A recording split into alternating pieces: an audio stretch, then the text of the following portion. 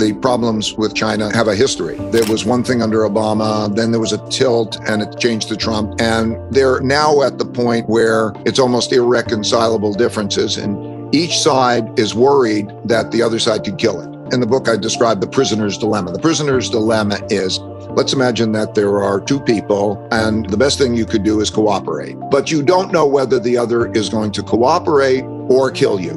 What should you do? You should kill the other one. Because otherwise there's some risk that they kill you and survival matters, and it's tough to get to cooperation. And so we're kind of in that situation now. China is essentially in the enviable position of finding out how a war goes. And so because the NATO countries and Russia and Ukraine are in its type of war, you can see how that goes. You can see, for example, that the U.S. brings out its big weapon is sanctions. By the way, sanctions have always in history been the big weapon that's brought out before the big military weapon. Like in World War II, Japan was expanding in Asia, and the United States imposed sanctions. They sort of embargoed the oil, made it more difficult for them to get oil, and they froze their assets.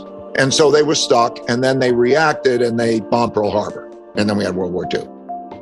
I've been going to China since 1984, not for money, but for interest, because if I can find interesting places with interesting people and see it through their eyes, I can do that. And I was able to help them learn about the financial markets and so on. And that's led me to know the leaders there, as well as lots of poor people, and to see it through their eyes. And I would say they do not want a war. So we have something that's very similar to that. Now, when I look at the situation there, I think there are three big questions that we don't yet have the answers to.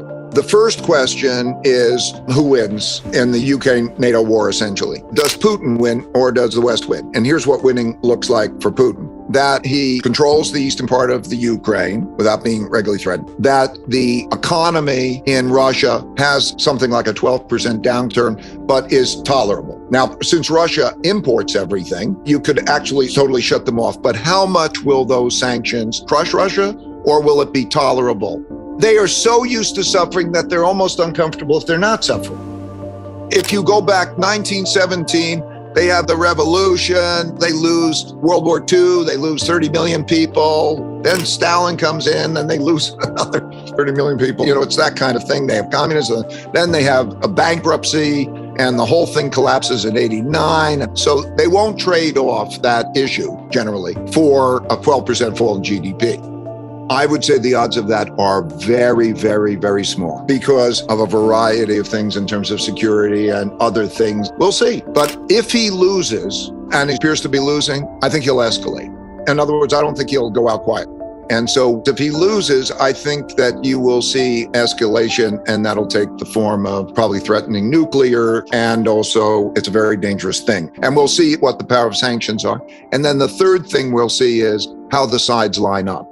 West and East, you could look at the countries right now and you could look at their actions and you could see which side they're lining up. Do they abide by the sanctions? Do they not abide by the sanctions? So the beginning of the picture of which are the allied countries and which are the access countries, like in World War II, there's a European war and there's an Asian war and different countries line up, but by and large, they're consistent. And so we're beginning to see those things. Only in Europe, it's so interesting. And I could rattle the countries off.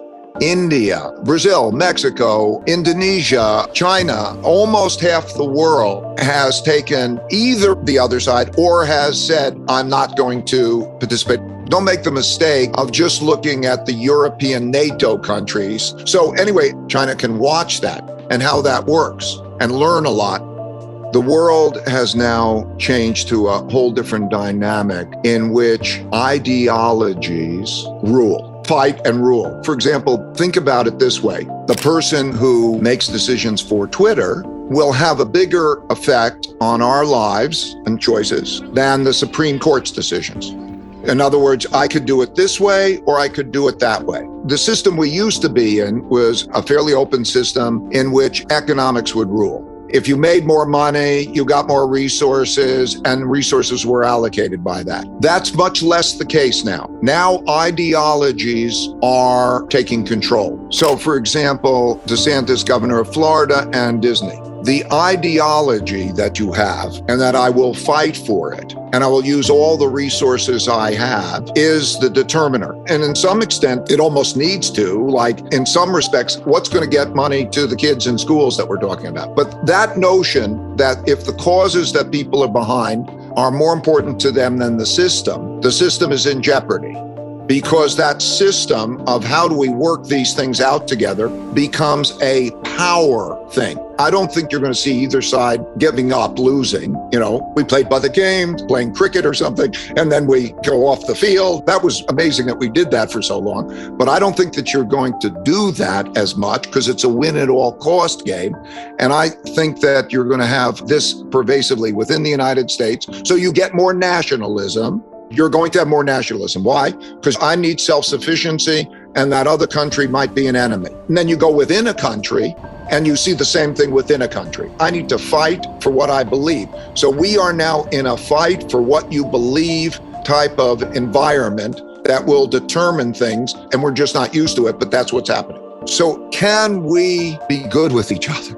If we could just be good with each other and not fight and be afraid of fighting, have the middle work together and so on. Let the extremists who are fighting calm down. Like if I was president, I would have a bipartisan cabinet because politics now, it's like one side beats the other. On the statistics, roughly speaking, 30% of the population is extreme right by measures such as, there's a range of things. What percentage of the Republicans or Democrats think that members of the other party should die?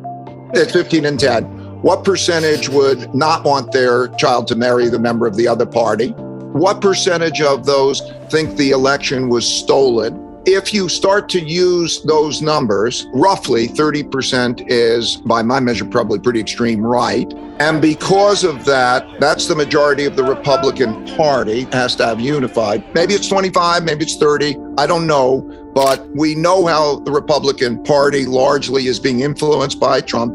The parties are fighting within each other, and the moderates are dropping out. Not so much they can't finance, it's because of the way politics is. It's brutal and it's lies. Yeah. You can only win if you are one of those extremes that win the primary because they're in that war. So now you hear that I agree that the majority is in the middle, but there is a dynamic here. That's why, like if I was president, I'd want a bipartisan cabinet, or I want whatever it is that's going to bring, compromise the middle, us together. Like I believe the president of the United States should be the president for the majority of the people, not in a war of one against the other. That's why I think the president, they should have the equivalent of the Manhattan Project with moderates from both parties, work together to re-engineer this and agree on it. And everybody's so hung up, it's got to be exactly the way they want, that you get nothing. Look, I don't care what they agree to. If you have smart people from both sides and they come up with a program, I'm almost certain it's going to be much better than what we've got.